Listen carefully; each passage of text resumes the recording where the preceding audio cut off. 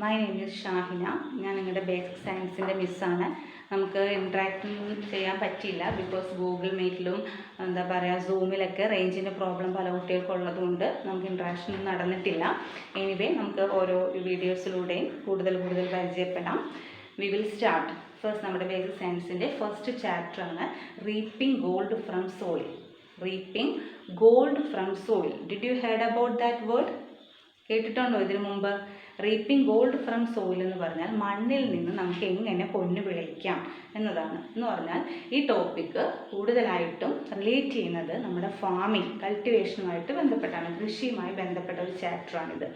ഇന്ന് നമുക്ക് എങ്ങും കാണാൻ കഴിയാത്ത കൃഷിയാണ്. പണ്ടൊക്കെ എന്ന് വെച്ചാൽ എല്ലാ സ്ഥലത്തും കൃഷി ചെയ്യുന്നു, എല്ലാവരും ഫാം കൾട്ടിവേറ്റ് ചെയ്യും, അങ്ങനെ എല്ലാവരും ഉപയോഗിച്ചിരുന്നു. ഇന്നൊക്കെ ആണെങ്കിലോ നമുക്കൊന്നിനും ടൈമില്ല അല്ലേ? We are always busy. നമ്മളെല്ലാവരും വളരെ ബിസിയാണ്. നമ്മളെല്ലാം IT ഫീൽഡ് ജോബ് ഇഷ്ടപ്പെടുന്ന, വൈറ്റ് കോളർ ജോബ് ഇഷ്ടപ്പെടുന്ന ആൾക്കാരാണ്.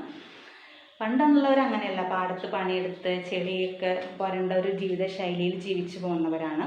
ഇന്നൊക്കെ നമുക്ക് ആവശ്യമുള്ള റൈസ് അടക്കം നമ്മൾ എന്താ ചെയ്യുന്നത്, നമ്മുടെ അനദർ സ്റ്റേറ്റിൽ നിന്ന് ആന്ധ്ര, തമിഴ്നാട്, കർണാടക എന്നൊക്കെ നമ്മൾ എക്സ്പോർട്ട് ചെയ്യുന്നത്.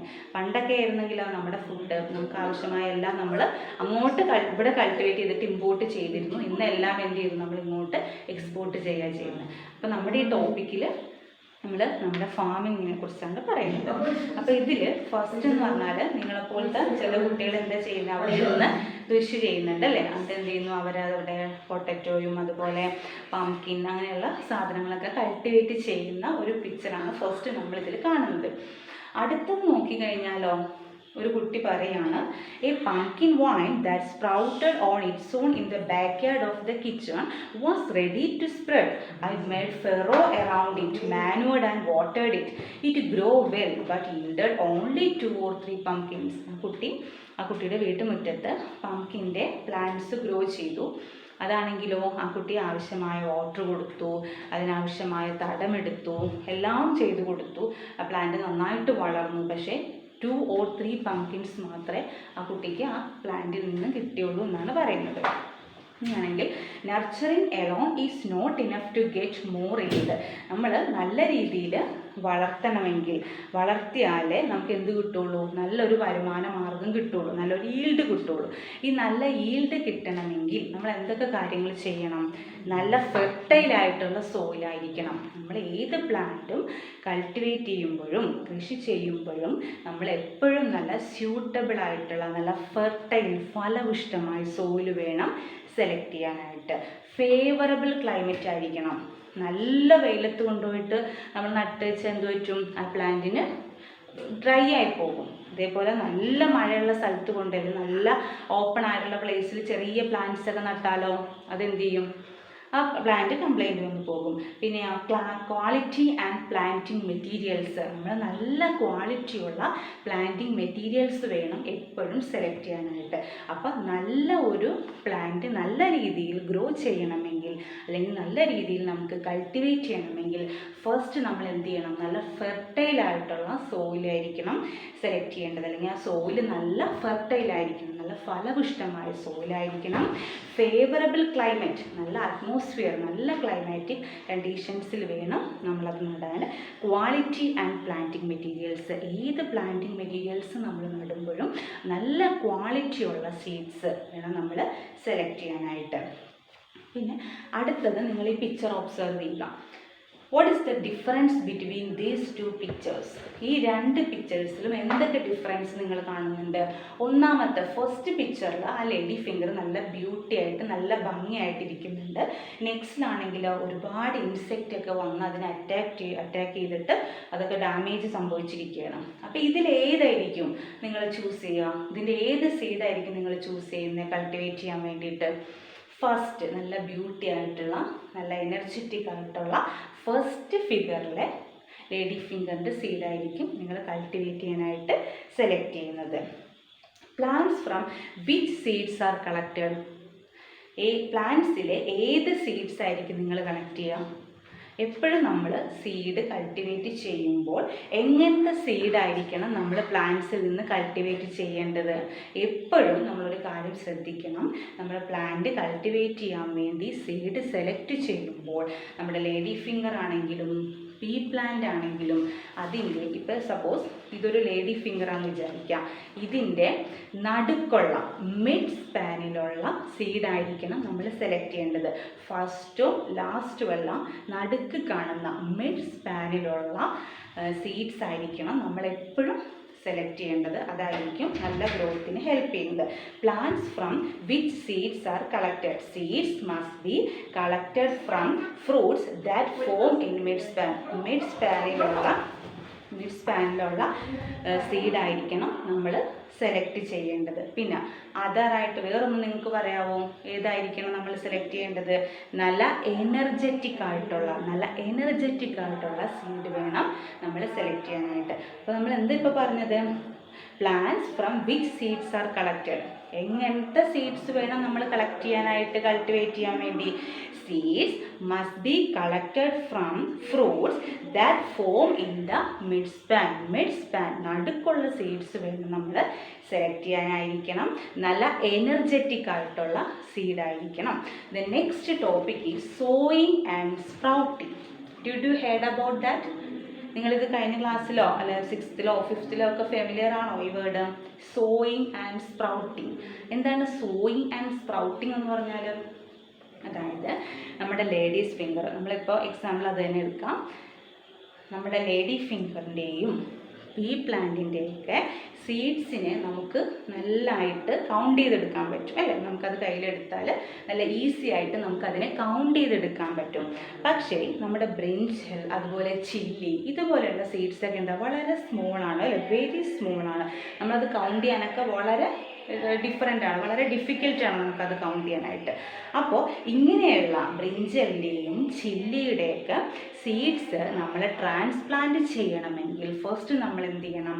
Good seedlings are transplanted after sowing and sprouting seeds. നമ്മൾ സോയിങ് ആൻഡ് സ്പ്രൗട്ടിങ് ചെയ്തതിന് ശേഷം മാത്രമേ നമുക്ക് ട്രാൻസ്പ്ലാന്റ് ചെയ്യാൻ പറ്റുള്ളൂ. അതായിരിക്കും എന്ത് കുറച്ചും കൂടി ബെനിഫിറ്റ്. അല്ലെങ്കിലോ എല്ലാം നമ്മൾ ഈ ചെറിയ ചെറിയ സ്മോൾ സീഡ്സ് ഒക്കെ നമ്മൾ കൾട്ടിവേറ്റ് ചെയ്യാൻ നോക്കിക്കഴിഞ്ഞാൽ അല്ലെങ്കിൽ ട്രാൻസ്പ്ലാന്റ് ചെയ്താലോ കുറേ ഡാമേജ് വന്നു പോകും. അതിന് പകരം സോയിങ് ആൻഡ് സ്പ്രൗട്ടിങ് എന്ന് വെച്ചാൽ എന്താണ്? നമ്മൾ ചെറുതായിട്ട് കുതിർത്തി വെക്കുക, എന്നിട്ട് ചെറിയ ചെറിയ സ്പ്രൗട്ടിങ് ഫോം ചെയ്യും. നമ്മൾ ചെറുപയറൊക്കെ കണ്ടിട്ടില്ലേ, ചെറിയ മുള വന്നിങ്ങനെ നിൽക്കുന്ന അങ്ങനെയുള്ളതിൽ നിന്ന് നല്ല സ്യൂട്ടബിൾ ആയിട്ടുള്ളത് സെലക്ട് ചെയ്തതിന് ശേഷം നമ്മൾ എന്ത് ചെയ്യുക? ട്രാൻസ്പ്ലാന്റ് ചെയ്യുക. അതിനെയാണ് നമ്മൾ സോയിങ് ആൻഡ് സ്പ്രൗട്ടിങ് എന്ന് പറയുന്നത്. മനസ്സിലായല്ലോ? Are you clear? ലേഡീസ് ഫിംഗറും പീ പ്ലാന്റൊക്കെ വെരി ഈസിയാണ്. നമുക്ക് എന്ത് ചെയ്യാൻ പറ്റും? വേഗം തന്നെ നമുക്ക് ട്രാൻസ്പ്ലാന്റ് ചെയ്യാൻ പറ്റും. അതിൻ്റെ സീഡ്സ് നമുക്ക് അപ്ലൈ ചെയ്യാൻ പറ്റും. അതേസമയം ബ്രിഞ്ചൽ, ചില്ലി ഇങ്ങനെയുള്ള പ്ലാന്റ്സിനാണ് നമ്മൾ എന്ത് ചെയ്യണം? Good seedlings are transplanted after sowing and sprouting seeds. അതിൻ്റെ സീഡ്സിനെ നമ്മൾ സോയിങ് ആൻഡ് സ്പ്രൗട്ടിങ് ചെയ്തതിന് ശേഷമാണ് ട്രാൻസ്പ്ലാന്റ് ചെയ്യേണ്ടത്. മനസ്സിലായല്ലോ? Are you clear? ദെൻ അടുത്തെന്ന് പറയുന്നത് സ്റ്റെം കട്ടിംഗ് ആണ്. സ്റ്റെം കട്ടിംഗ് എന്ന് പറഞ്ഞാൽ എന്താ? നമ്മൾ തണ്ട് ഇങ്ങനെ മുറിക്കുക അല്ലേ? സ്റ്റെമ്മിനെ കട്ട് ചെയ്ത് കളയുന്നതിനാണ് നമ്മൾ സ്റ്റെം കട്ടിംഗ് എന്ന് പറയുന്നത്. അതിൽ എന്താണെന്ന് നോക്കാം. The formation of seedling from seeds is by sexual reproduction. അതായത് സെക്ഷുവൽ റീപ്രൊഡക്ഷൻ എന്ന് പറഞ്ഞാൽ എന്താണ്? സീഡിൽ നിന്നും ദ സീഡ്ലിങ്സ് ഫ്രം സീഡ്ലിങ്സ് സീഡിൽ നിന്നുണ്ടാവുക. അതായത് നമ്മുടെ കോക്കനട്ട്, ജാക്ക് ഫ്രൂട്ട്, മാംഗോ ഇതെല്ലാം എങ്ങനെ ഉണ്ടാവുക? നമ്മൾ പുതിയ പ്ലാന്റിനെ എങ്ങനെ ഉണ്ടാക്കാം?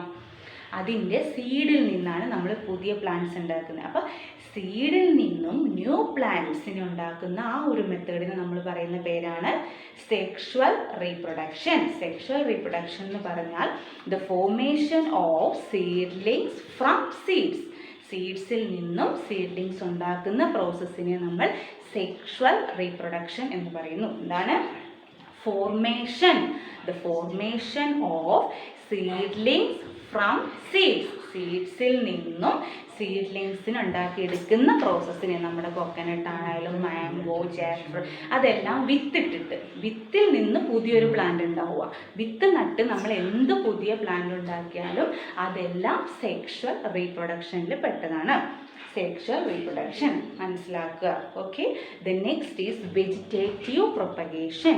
വെജിറ്റേറ്റീവ് പ്രൊപ്പഗേഷൻ എന്ന് പറഞ്ഞാൽ എന്താ? നമ്മൾ തണ്ട് സ്റ്റെം നടുക, അല്ലെങ്കിൽ നമ്മുടെ എന്താ പറയുക ലീഫിൽ നിന്ന് ന്യൂ പ്ലാന്റ് ഉണ്ടാകുക. അതേപോലെ എന്താ പറയുക റൂട്ടിൽ നിന്ന് ന്യൂ പ്ലാന്റ് ഉണ്ടാവുക. സ്റ്റെമ്മിൽ നിന്നോ റൂട്ടിൽ നിന്നോ ലീഫിൽ നിന്നോ ന്യൂ പ്ലാന്റ്സിനെ നമ്മൾ ഉണ്ടാക്കിയെടുക്കുന്ന ആ ഒരു പ്രോസസ്സിനെ പറയുന്ന പേരാണ് വെജിറ്റേറ്റീവ് പ്രൊപ്പഗേഷൻ. ഇപ്പം സ്റ്റെമ്മിൽ നിന്നോന്ന് പറയാനൊക്കെ ഏതെടുക്കാം, നമ്മുടെ എന്താ പറയുക ഡ്രം സ്റ്റിക്ക്, ടപ്പിയോക്ക, ഇതെല്ലാം എന്താ ചെയ്യുക, നമ്മൾ സ്റ്റെമ്മ് നടും. സ്റ്റെമ്മിൽ നിന്ന് ന്യൂ പ്ലാന്റ്സ് ഉണ്ടാക്കും.